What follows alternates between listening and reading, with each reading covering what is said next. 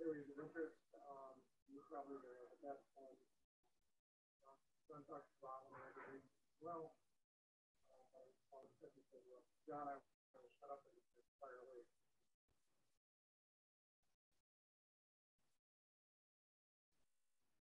Okay. All right. Want me to get going, Jonathan? Yep, you're live. All right, that sounds good. Hello, everyone. That's I'm Drummond Reed. I'm one of the trustees of the Sovrin Foundation. If you're not familiar with Sovrin, I will be talking about it a little bit on this presentation. I'm going to be talking today about DIDs, Decentralized Identifiers, it's a new type of identifier developed specifically for a blockchain identity. And what I'm going to cover here today is I'm going to explain what DIDs are, what they resolve to, which are called DDOs, how this works with different blockchains, basically the whole setup. And then we'll talk a little bit at the end about how you might use or experiment with these in your work here in the Code-a-thon. I do understand that everything's got somewhat rearranged. We were supposed to have several folks try to attend today as well. I'm in DC, but actually doing this remotely. So I'll just cover my presentation and try and answer any questions at the end. So first, a word from our sponsor. The DID specification grew out of work that was funded by U.S. Department of Homeland Security, Science and Technology Directorate last year. And it actually represents work coordinated across many of the folks working on blockchain identity.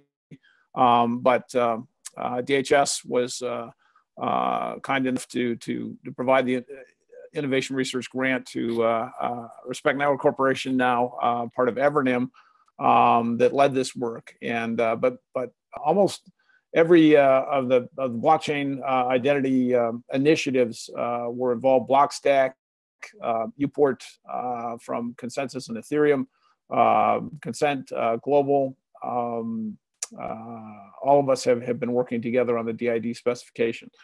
So let me start out. What is a DID? It's a new type of global unique identifier designed expressly for internet scale digital identity, but without centralized registry services. There is increasingly number of comparisons to be made between centralized registry services like DNS and DID infrastructure, but it is very different. DIDs are designed entirely for blockchain or ledger-based identity because they're all generated, registered, and verified cryptographically. So, you know, I'm probably preaching to the choir here about why is blockchain identity a big deal here.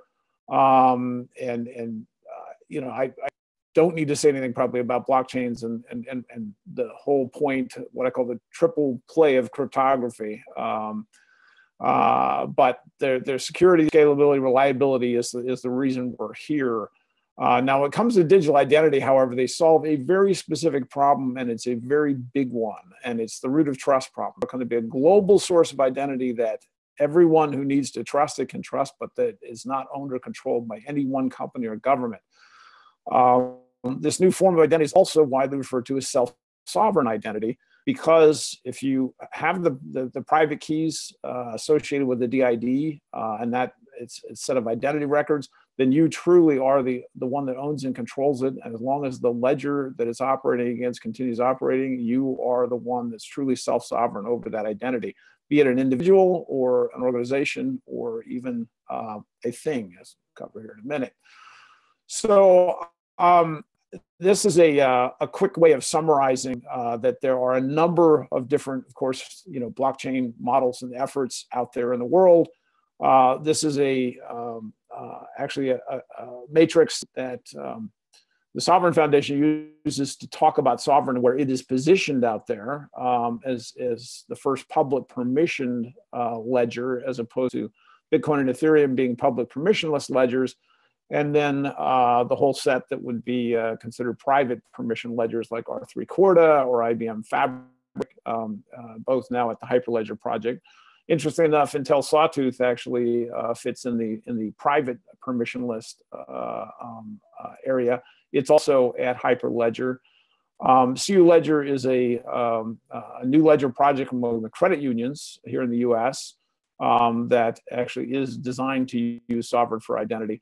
Sovrin, by the way, is in the process of being submitted, the Sovrin code base, to the Hyperledger project, also be another open source project coordinated by the Linux Foundation. Happy to answer questions about relationship with Sovrin and other Hyperledger projects as they might come up. I can't say, well, I guess I'd probably see if any questions come. Feel free to put them in the chat. I'll make sure we can handle them at the end, but if you interrupt at any one point, if I don't see it, hopefully Jonathan will just bring it to my attention. So anyway, the key point about DIDs and the DID specification is DIDs can work with any ledger that supports them. And it's not terribly difficult for a ledger to support them. A DID transaction is pretty straightforward. Of the ledgers you see on the screen here, the one we're going to cover in a minute, there are DID specs being written for Bitcoin, for Ethereum, and Sovrin is really very DID centric. Sovrin is the one I can point to on the screen that is, the whole purpose of Sovrin is a public permission ledger for decentralized identity. So that's the only thing that Sovrin does is identity, and it's all about DIDs and DDoS. So let's actually look at, what does a DID look like? What are we talking about with this new form of identifier? Well, first I'm going to show you what does a URN look like. Just to point out that the need for persistent identifiers, global unique identifiers that are assigned once to a resource and never reassigned. If this represents a document or a company or a person, the whole idea is it's never reassigned. Now, probably the best known URN namespace is the UUID namespace, and UUIDs have been around for a couple of decades now. The primary benefit being you can generate a UUID locally without need to reference any registry or a centralized provider, and be almost completely certain that the thing is going to be globally unique, forever.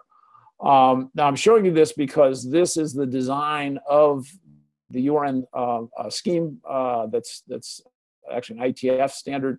URN is technically the URI scheme. The next between the first two and the second colon is called the URN namespace. In this case, UUID, and UUID specification turns out says, here's the structure of the identifier that follows, called the namespace specific identifier.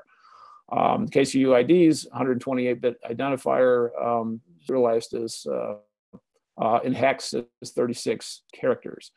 So now watch closely. I'm going to switch to the DID syntax, and you're going to see it follows exactly the same pattern.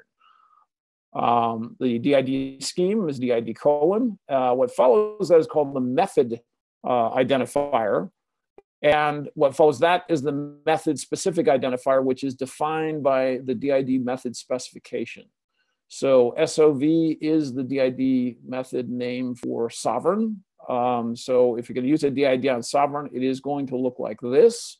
It is a 22 character string, which is the base 56 encoding of the first half of a ED 25519 verification key, public key in elliptic cryptography. It's a verification key.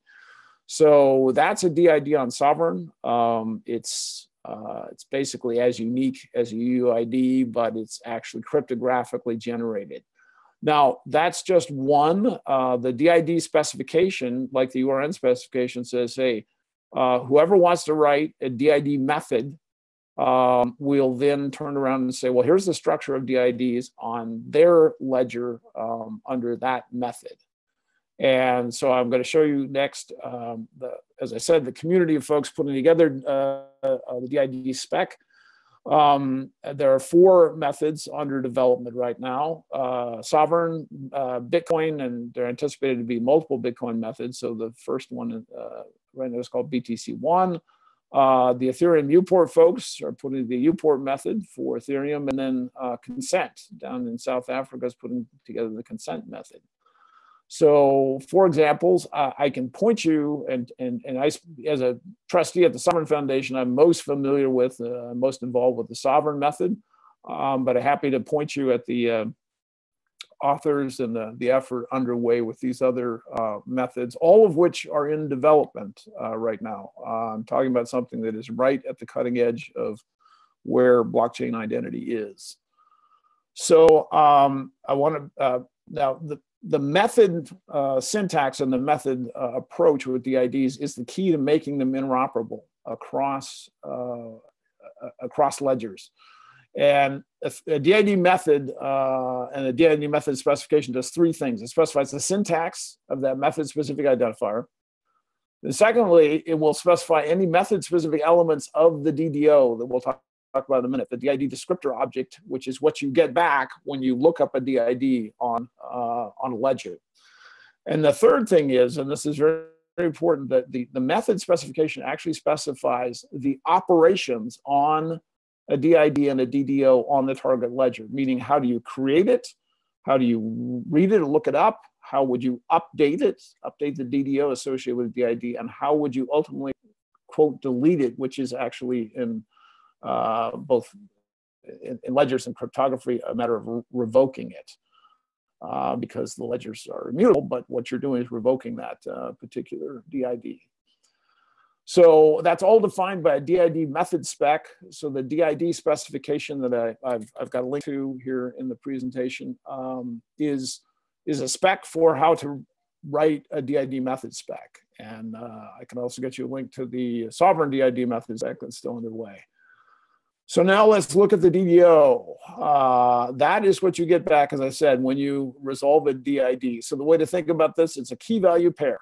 The DIDs are the identifiers. And again, whatever DID you have, the method identifier is going to tell a DID resolver, here's the ledger you're going to go look that up on. Literally, this is the code you're going to use to go look that up on the ledger and retrieve the DID, the DDO as the value. And that's the DID descriptor object. So what's the purpose of DDO? It basically contains these 6 elements. The DID itself, so it's self-describing. The list of public keys for the identity owner. A separate list of what we call the control lock of other controlling DIDs, and that's a key recovery mechanism. The fourth thing is a set of service endpoints. They're optional, but typically, if you want to interact with this identity owner, whether it's a person or an organization or a thing, someplace on the internet, here's where you can go. And there may be more than one. There may be different certain types of service endpoints. Lastly, there's timestamps for audit history of the DDOs. And then it's optional, but recommended that you sign the DDO for integrity. So let's see what a DDO actually looks like here. I'm going to just run you through. This is in the spec that you can go look at, but I'm just going to quickly show you it takes 3 screens to show you a typical DDO. So first, we're going to look at the top of it. It starts with a context statement. For those of you familiar with JSON LD, this is a JSON LD document, which means it's actually got a RDF schema behind it. It's a very simple schema, and this is an example context statement. Actually, in the spec, I think we've now decided what the permanent context statement is going to be. So I need to update this slide. The second line is the ID element of the DDO contains the DID that it describes. So if you any ledger, if you tried to upload a DDO that did not actually match the DID, it should reject it. So you know by definition that this DDO describes this DID. This is a Sovrin DID, obviously, in this one. The next block is a list of public keys associated with this DID. So that's how you can find out the public key associated with any DID. It is not limited to being one. It can be more than one. And each key, we call it the key description block, each key has its own ID. And you'll notice that it is the same DID plus a fragment. And here we're showing you 2 keys associated with this DID. Each of them can be individually addressed by this ID element. There's then a description of the public key and the actual public key value. You can use different kinds of standard descriptions. That's part of what the DID spec is going to evolve is standard public key descriptions. And these are just two of them here as an example. So let's go to the second part of the DID. Whoops. Oh, sorry, I'm getting a calendar invite message there. Okay. So below the, after the owner block, we've got the control block. And the purpose of the control block is very important for key recovery purposes. Sorry about that. Got to swat away another calendar thing. The control block is so that you can specify if, in the case of you need key recovery, it's basically who can change the DDO. And it's specifically designed so that if you need to replace your keys, update your keys, you've got a key compromise, the control block allows you to specify the logic that's, and it needs to be supported. It's ledger specific how the control block logic is processed. In this case, we're showing an example of an OR control. It's extremely simple. It basically says the owner of this DID, which happens to be the owner above, it's the same DID, or this other DID, either one of them can make a change, an update to this DDO. So if the keys needed to be rotated or replaced, either one of these two could do it. So if the owner's keys were compromised, they could get the other party that they've elected here. The control block logic, there's more about it in the DID spec. You can do ORs, ANDs, and M of N style are what's specified. But ultimately, the control block logic is executed by the target ledger for the DID, so it has to be something the ledger can support. Now, what we're also showing here is the service block, and it's extremely simple. It is a list of service endpoints. Each one is semantically typed. In this case, we're showing an example of an OpenID endpoint that would be associated with this DID, and an XDI endpoint. And I'm not going to talk about XDI today. I'm the co-chair of the XDI Technical Committee of OASIS. It is a semantic data interchange protocol designed for interactions with the type of identity agent you might have out there behind a DID. All right, so that's our second thing. Now I'll show you the final portion of the DDO. No surprise, two time stamps that created and updated blocks, and then the whole DDO in this case is signed, and again with a standardized key description of that signature. So that's a quick tour of a typical DDO. Before I finish up, I want to cover a very important point about DID architecture, which is not everyone that needs a decentralized identity is actually in a position to control their public keys. So the DID spec supports the concept of guardianship. Guardian is someone who will manage the ID and the associated DDO for another identity owner, who is referred to as the dependent.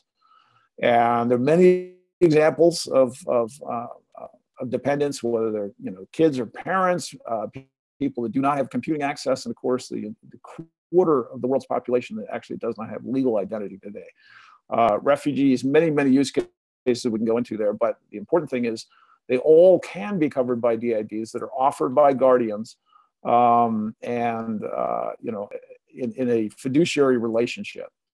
So if you want to look quickly at, actually, this should say example DID and DDO under guardianship. This is the DDO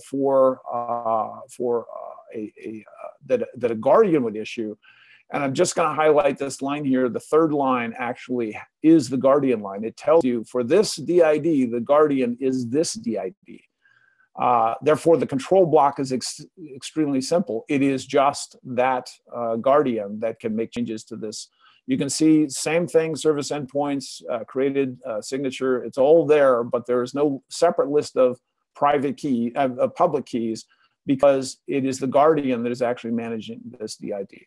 So it's very important. Facet guardianship is also covered in the DID specification. So before I wrap up, I want to make a couple final notes here about DID architecture. First one is DIDs are URIs. They're web compatible URIs. The DID itself always identifies a person or an organization or a thing, something capable of having independent identity. But the DID syntax does not contain any slashes, so it can be followed by a path or a fragment or both. You saw examples of fragments in there. A DID path represents a resource rooted on a DID, such as a file space that might be controlled by a person. A DID fragment, a fragment directly on a DID, is a pointer into the DDO object, for instance, to identify specific keys, public keys associated with that. Lastly, I share with everyone the rules we have, the community has figured out about respecting privacy with blockchain identity. Blockchains are immutable, so this is extremely important. 5 rules. 1, people, especially people, but many things will not have a single DID. They will have as many DIDs as they need to enable persona and pseudonym management. Secondly, just as you need unique DIDs, you also need unique, you want to use separate keys for each one, so you're not correlating. Your keys don't give you correlation across DDOs. I saw a note there, and I will, let's see, pop over, just checking the chat. Oh, okay, good. The third one, you also don't want correlation to happen with the off-ledger pointers. So you need basically, for every pairwise unique DID, you need a pairwise unique key or key pair, and you need pairwise unique pointers to the off-ledger interaction agent. 4th point, don't put private information per PII on the ledger, even when encrypted. That's very dangerous. Keep that off the ledger. Use DIDs and DDOs to actually manage the public portion of what's on the ledger. And lastly, we strongly recommend actually using anonymous credentials, zero knowledge proofs, whenever you can, for selective disclosure of information that's represented by a DID. And that is my whole presentation. What I've got here on this last page, I know it's not easy to copy, is the current spec is Implementers Draft 01. Again, it was finished last November and is currently being implemented by the 4 different projects I mentioned. There's a link here to where we maintain, it's actually Google Docs, so we can take comments and feedback live there. There's an easier link there for you to grab and memorize. That's on the Sovrin forum. There is a DID topic, and you can get a link to the current spec and also ask questions and discuss it there on the Sovrin forum. That's one of several. The DID spec will be, and DID implementers will be at every one of the spring identity conferences this year, starting with Rebooting Web of Trust, I think in April. Love to get feedback from implementers, and Jonathan, that's my presentation. Happy to answer any questions.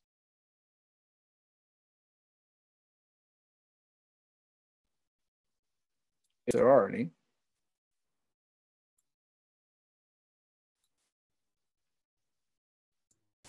No, I don't have any questions on my end, but we'll direct people to the chat at freenode.net with the hashtag DC blockchain. We'll follow it up there. Excellent. Thank you so much. All right. I hope that was helpful. Happy to, I'll stay on to see if any other questions come up. I've got another call coming up shortly.